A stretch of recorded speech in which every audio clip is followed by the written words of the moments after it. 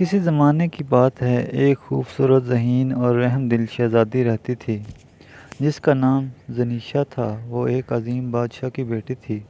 ان کا محل سبز باغوں، رنگین پھولوں اور چہچہاتے پرندوں سے بھرا ہوا تھا۔ زنیشا نہ صرف خوبصورتی میں سب سے آگے تھی بلکہ عقل و دانائی میں بھی سب کو حیران کر دیتی تھی۔ زنیشا کے ساتھ اس کی پیاری ماں، بادشاہ والد اور ایک وفادار نوکرانی رہتی تھی۔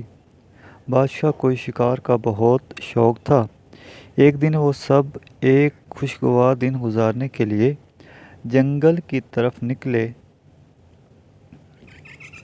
لیکن اچانک جنگل میں گھنے درختوں اور پتوں کے شور میں وہ ایک دوسرے سے بچھڑ گئے۔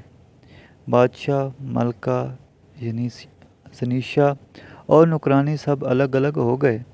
جنگل میں اندھیرا چھا رہا تھا، پر سب ایک دوسرے کو ڈھونڈنے کی کوشش کر رہے تھے۔ ہر طرف پریشانی اور بے چینی تھی، لیکن زنیشا نے ہمت نہ ہاری۔ اس نے جنگل میں درختوں پر نشان لگانا شروع کیے، پتے بچھائے تاکہ وہ واپسی کا راستہ پہچانا جا سکے، اور اپنی اونچی آواز میں ماں باپ کو آوازیں دیتی رہی۔ زنیشا کو یاد آیا کہ اس کی نوکرانی نے بچپن میں اسے بتایا تھا کہ اگر کسی بڑی چٹان پر کھڑے ہو کر آواز دی جائے تو آواز دور تک سنائی دیتی ہے۔ وہ فوراً ایک چٹان پر چڑھی اور پکارا، امی، ابو، میں یہاں ہوں۔ کچھ دیر بعد زنیشا کو جواب ملا۔